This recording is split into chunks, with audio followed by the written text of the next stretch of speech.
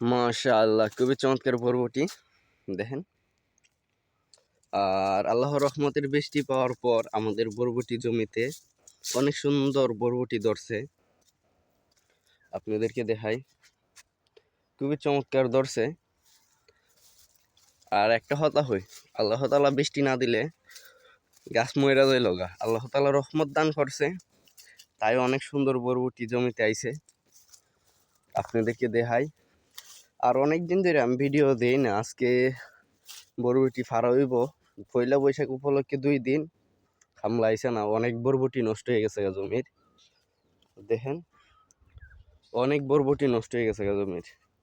আর আপনাদেরকে দেখাইছিলাম এইসব যে দিয়ে ফালাইছে এটির মেঝে, আপনাদেরকে বলি এটির মেঝে ফাড়া যান মানে বাইট্য হয়ে গেছে, এটির বরবটিটি বাইট্য হয়ে গেছে।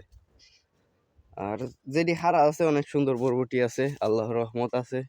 মানে আল্লাহর রহমতের বৃষ্টির পাওয়ার পর বরবটি অনেক সুন্দর আইছে, খুবই চমৎকার বলতে গেলে কি বলবো। ইনশাআল্লাহ অনেক সুন্দর আইছে।